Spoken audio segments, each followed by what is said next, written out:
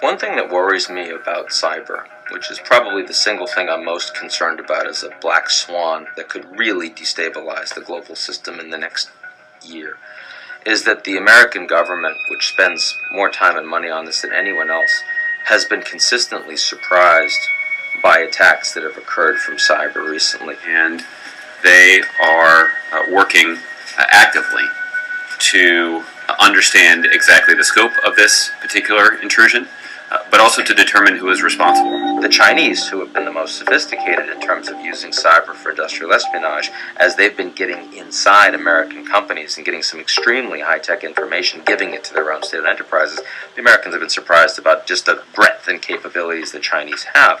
That doesn't bode well in a world where there are increasingly significant numbers of actors that both have disruptive cyber capabilities, both states and non-state actors, who would love to use that against the U.S.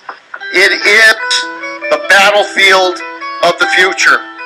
Long-term, the concerns that China represents as a competitor to American corporations is great, but the Chinese are not trying to engage in what we call integrity attacks, actually changing and destroying infrastructure institutions, because the Chinese are very much an indispensable part of the global economic system. They want to win, but they need to have sort of strong economic interlocutors to be a part of that. We believe very strongly that the United States and China should be working together to develop and implement a shared understanding of appropriate state behavior in cyberspace. I worry about, Anonymous. I worry about terrorist organizations who themselves are much harder to actually deter in the acts that they take. As their cyber capabilities get greater, what will they be able to do? The latest, this video from a fringe pro-ISIS hacking group threatening a cyber attack is coming. The ability to actually defend against a committed adversary with serious cyber capabilities, the U.S. just doesn't have that. That's fine in an area where you can have mutually assured destruction like with the Chinese, but with most actors that are looking to truly disrupt through cyber capabilities, that's a vulnerability for the U.S. Shalom Akyam. This is Ariala. First off, I want to give all praise and glory to Yahweh, Ba'ashem Yahweh Shai. Once again, I want to give all praise and glory to Yahweh, Ba'ashem Yahweh Shai. I want to send double honors to the apostles and elders of Great Millstone. I want to send much peace, love, and salutation to all you Akyam around the four corners of the world, preaching the word in sincerity and in truth. In this algorithm, we're going to call this one World War III algorithm cyber attacks / internet shutdown, propaganda control. Now, when you're looking out into what's happening geopolitically, some of the things that you're hearing in the media that Esau is bringing out about now is the threat of cyber attacks from Russia, from China. This has been building up for, the past 8-9 years now. And it's all political propaganda to be able to control the internet. Tomorrow, a full committee hearing on cybersecurity. And this comes within our purview on this committee. And not trying to be dramatic about it, when the internet was invented, everybody fell flat in their face. They were so thrilled. And the world began to do business in a different way.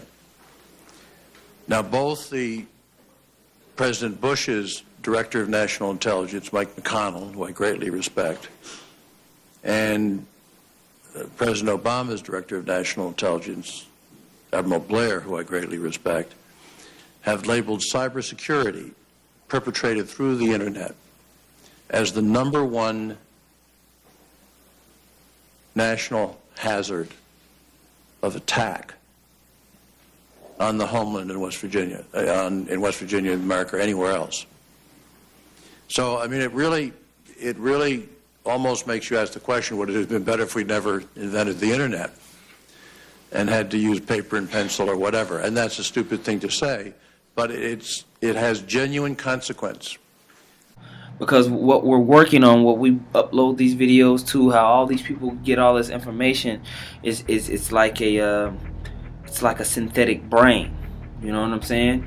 And what Esau was using the internet to do was to extract data, extract information on the globe, you know, and it led to his ability to control commerce and all those things. And now, in a sense, like what Hillary Clinton had said in one clip, she was talking about how basically the internet's gotten out of control. We're in an info war.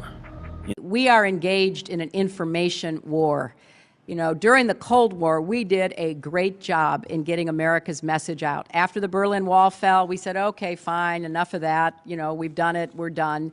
And unfortunately, we are paying a big price for it.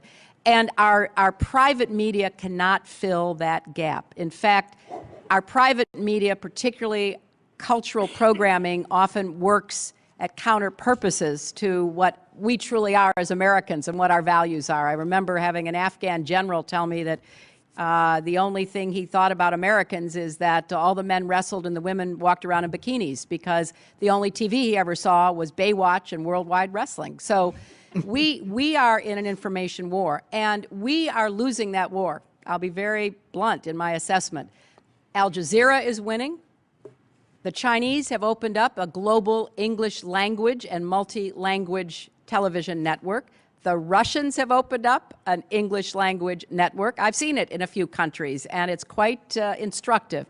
You know, and more recently, things have led up into some more interesting things with fake news and everything like that. But before we get started and going on that, I wanted to go into this one article right here and read a couple of scriptures to just lead into these ideas, and for you to take note of the propaganda that you see on the internet and on TV. All of these forms of conversation, communications, it's just forms of propaganda that Esau uses to control thinking, control thought, and everything that comes in between it.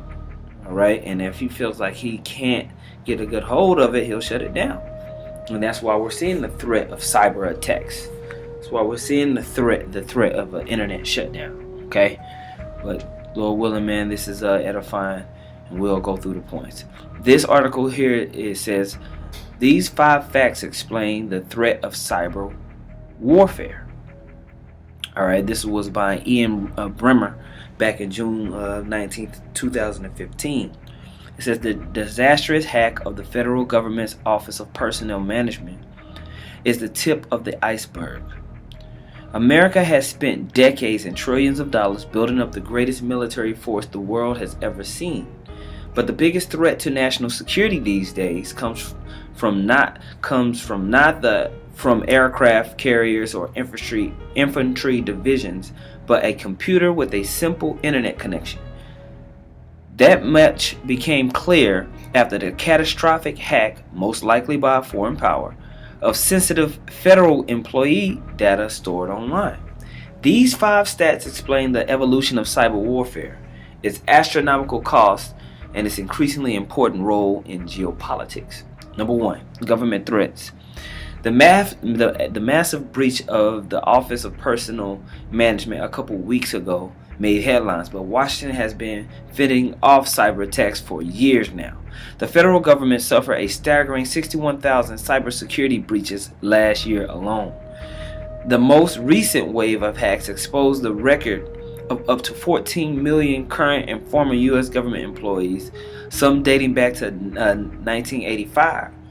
Compromised information includes social security numbers, job assignments, and performance evaluations. So if somebody's hacking into these different, personnel offices, they can see who sucks. They can find points of weakness within the government and breach things easily, man. You can pretend to be somebody else if you need be. All types of stuff. Okay? It says these dangerous information in the hands of the wrong people, which by definition are these hackers are. And you have people online, selling this information readily in the black market. This is going on all the time. The brother was putting me, hipping me the game on something called the dark web, man, where you have foreign military cache sold, human trafficking, all types of stuff, man. So this threat is out there and very real, man. As the so-called East-West paradigm is being played out amongst all the global theater. Okay, because it's all about control of commerce, traffic, markets, controlling how the money flows. That's what a kingdom does. Okay. There is a good reason why the U.S. Director of National Intelligence ranks cybercrime as the #1 national security threat, ahead of terrorism, espionage, and weapons of mass destruction. So this is at the top of the list, baby. All right. And so as we're looking in the news and they're talking about how Russia is hacking the elections, or points of the elections, whether it was a Democratic National Convention or the actual popular vote count, which we don't even know how they could do that. Experts agree that there is overwhelming evidence that Russia interfered with the 2016 presidential election. Overwhelming. It's not disputed. It's overwhelming. Our nation's 17 federal intelligence agencies say that they are confident that Russia directed these cyber attacks and that they were intended to interfere with the U.S. election process. Let that sink in. Whatever propaganda is being pushed out there, it's all leading you to something. It's all leading you to a certain idea. It's leading to you to accept expectation that they're setting up for you. Okay? They're telling you we're going to have to create more and more security in your cyber world, man. We're coming to take control of that. All right? Business threats. It says hackers aren't only in the game to damage governments. Sometimes good old-fashioned robbery is enough. The FBI had to notify over 3,000 U.S. companies that they were victims of cybersecurity breaches in 2013. Victims range from small banks to major defense contractors to mega retailers. An astounding 7% of the U.S. organization, 7% of U.S. organizations lost $1 million or more due to cybercrime in 2013. 19% of the U.S. entities have claimed losses between $50,000 and $1 million over the same span. Okay, hacking costs of the U.S. some $300 billion per year. So hacking costs the U.S. $300 billion per year, according to some estimates. Worldwide, that figure is closer to $445 billion. Okay. I'm going to go down here. Verse 3. And this is how it's going to affect our immediate world. Social media threats. With the rise of social media also comes the rise of social media cybercrime. Social media spam increased 650% in 2014 compared to 2013. And, that 650%, 649% of it is the U.S. government, man. Creating and pushing cyber crime in a social internet threats and ISIS. It's their own engine, man, because they're the wicked. And in the end, what it turns out to be is censorship. Back in the 60s, the CIA called all other stories that didn't fit the narrative conspiracy theories. They made up this term to explain away all these other different stories. Now remember, there was no internet, so the information really didn't flow that easily around. The corporate media, they pretty much controlled everything. And those people who were on shortwave and things like that, they had shows and they were reporting on these different events. Now, the internet grew and it expanded, and people started to write blogs. They started to talk about different things, and more people had access to the internet, and it grew larger and larger and larger. And it grew so large that they started to realize this is a major problem. People are now talking to each other in real time. And almost everyone has access with a click of a button. So to start their push on censoring what people say, what they had to do was take it to the next level. Now, they used conspiracy theory. They kept with it. They thought this would work. Even on the internet, they said, okay, so forget conspiracy theory. Let's just move to the next level. Anyone that's reporting anything that doesn't agree with the government is now called fake news. Now, you see how slowly and methodically they do this. Step by step. Now everyone's going, well, wait a minute. Fake news? This is something different. This is not about hate. This is not about extremism. This is about saying that anyone that doesn't speak with the corporate media, who's not in line with the government, and reports on different facts, you're considering them fake? And now we have a problem. Because now they're attacking free speech. But you see how they're doing this. Now, there are people out there, and a lot of people saying, yes, we should get rid of fake news. But of course, what's happening, parts of it's backfiring. Because people are pointing out that the corporate media has been reporting fake news. But of course, that's not going to stop them. So what did they do? They started to create tools to block fake news sites, to report that, is this site real? Is this stories real? The little tool will tell you, no, it's fake. Go away. The next step after this, they're just going to block the sites completely. They will censor news stories and websites. I know everyone's going, no, they can't do that. Of course they can. Look what they've done so far.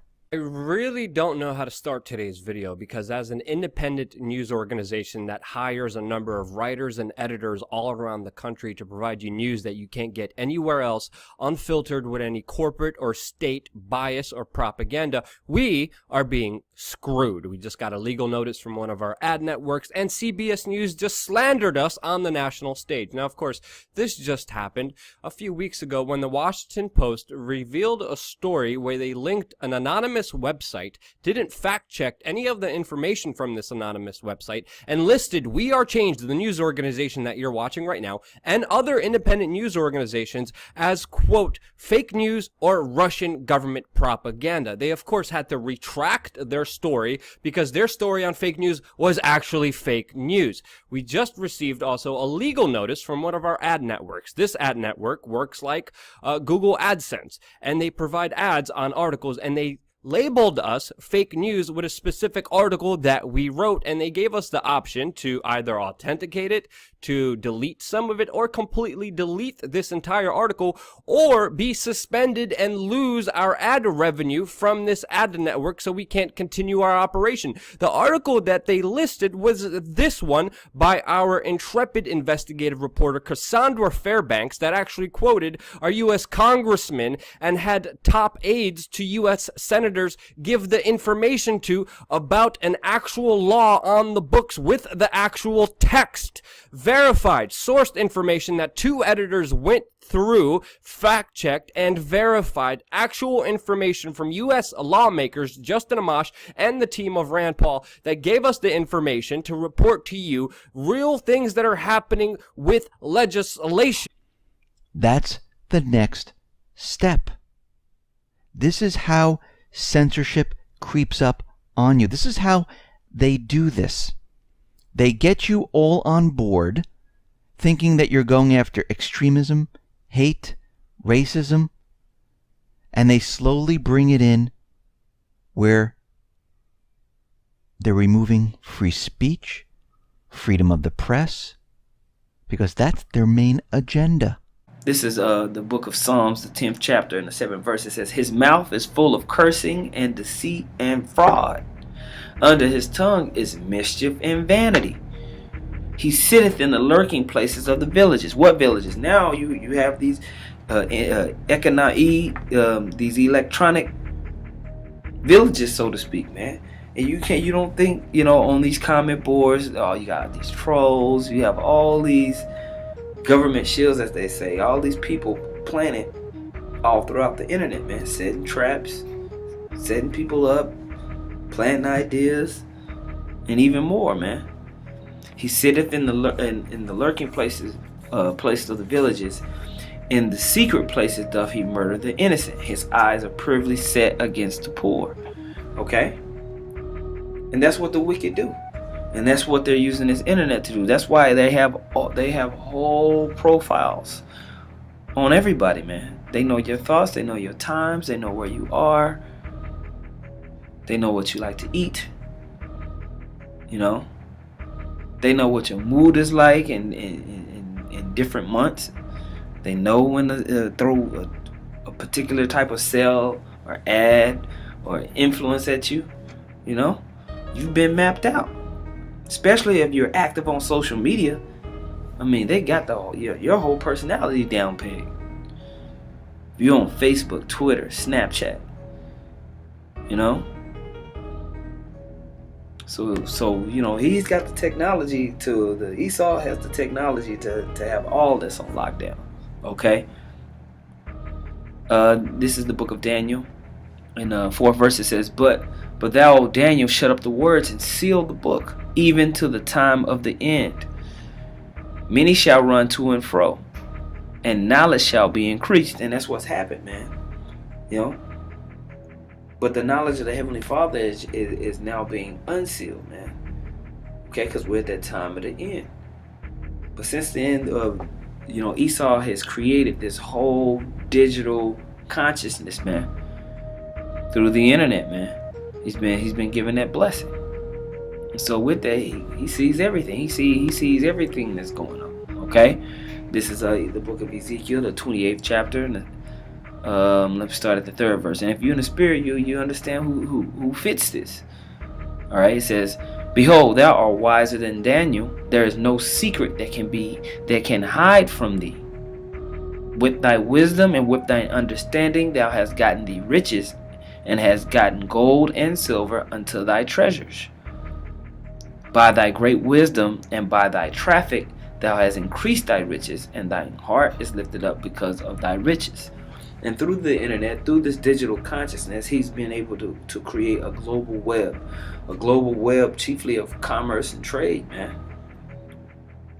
Ideas are being traded, and he has the power over it, man. And that leads into the actual goods and commodities, man. All of this stuff is done electronically now. Okay, so if he puts potential cyber attacks or internet shutdown, man, people are gonna be begging for a solution. And who's gonna have the immediate solution for you ready? It's gonna be the elite.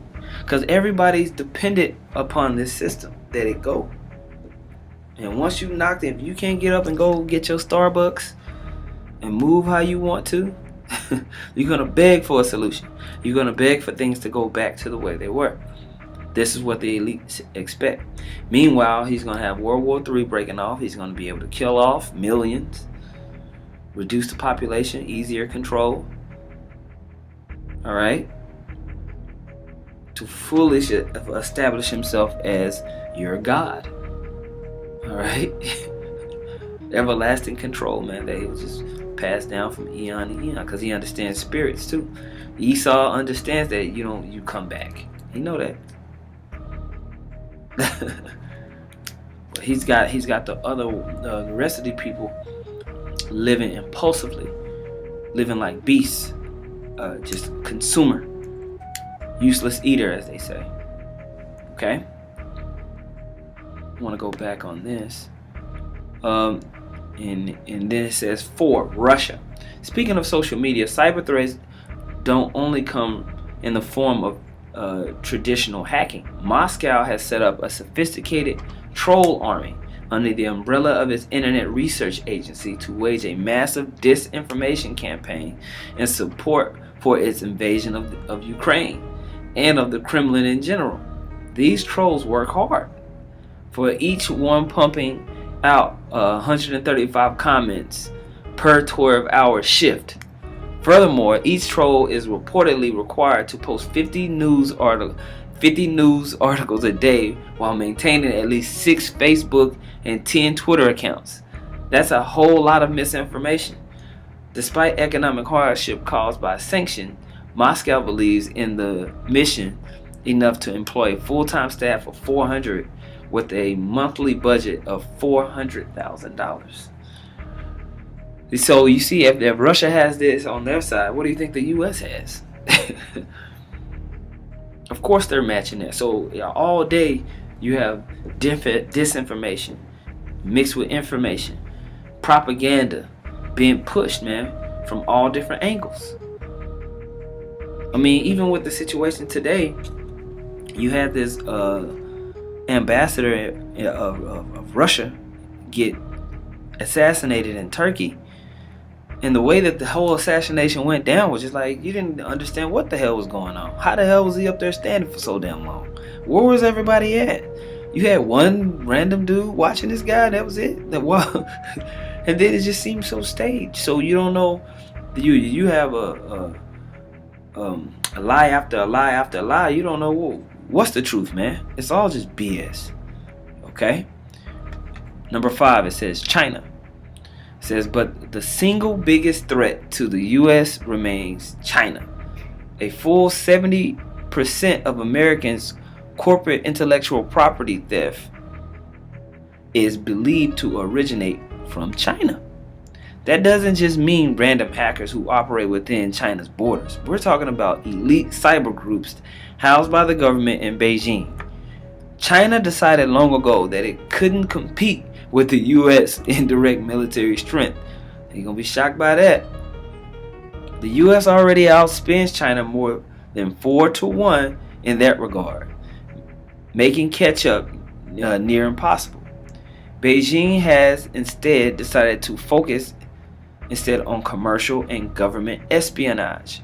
While exact figures are hard to come by, in May 2013, 2 former Pentagon officials admitted that Chinese computer spies raided the databanks of almost every major U.S. defense contractor and made off with some of the country's most closely guarded technological secrets.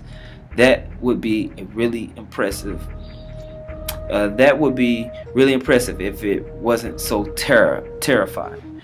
Yeah, man. So, all of this is going on, and all of these things are coming together to allow these nations to be capable to fight World War III.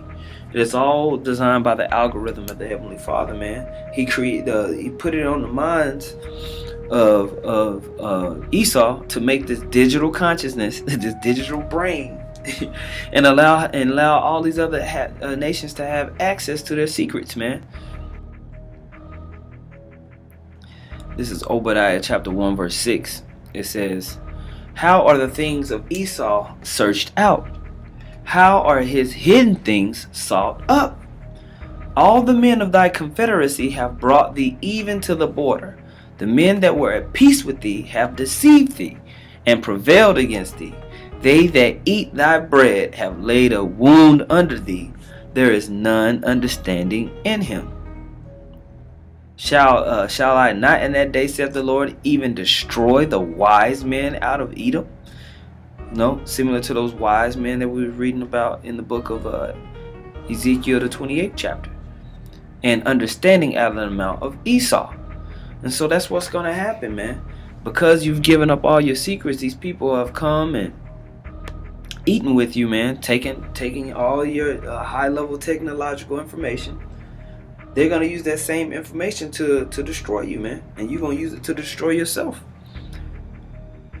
And so that's the process of this cyber war that we're seeing play out. All right.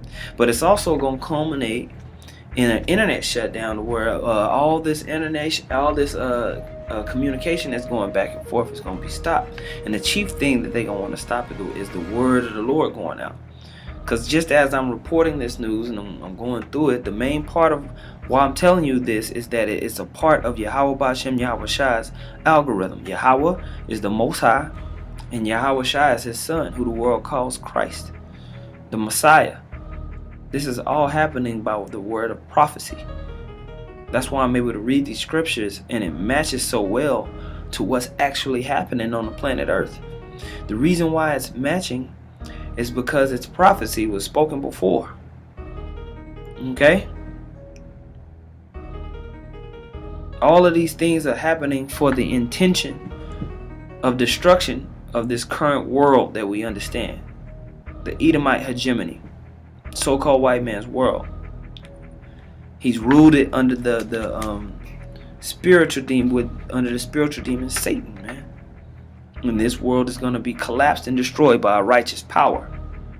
Okay? That's what's happening in front of our faces. It's just the truth. This is Isaiah, the 47th chapter, and the first verse. Come down and sit in the dust, O virgin daughter of Babylon. Esau is the virgin daughter of Babylon. Esau is the daughter of Babylon, okay? You Edomites, you so-called white people, from the elite all the way on down. This world system that you've enjoyed is collapsing. It's about to sit in the dust. It's going to be in confusion.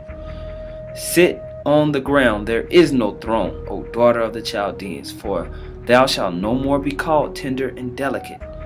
Take the millstones and grind meal. Uncover thy locks. Make bare the leg. Uncover the thigh. Pass over the rivers. You being exposed. Alright? Thy nakedness shall be uncovered. Yea, thy shame shall be seen. And that's what's happening, man. All the wickedness of this place, man. And all the hate and terribleness you produced in the planet Earth without mercy is getting ready to come back on the daughter of Babylon. Right? Thy nakedness shall be uncovered, yea, thy shame shall be seen. I will take vengeance. I will not meet thee as a man. Okay, so the spirit of Yahweh Shem Yahushua, the Most High and His Son, is going to cast this place down. Okay, and so amongst all that, because this word is going out, they're using propaganda to justify themselves to shut down this word, this standard that's being brought out all on the internet. Brought to your faces right now.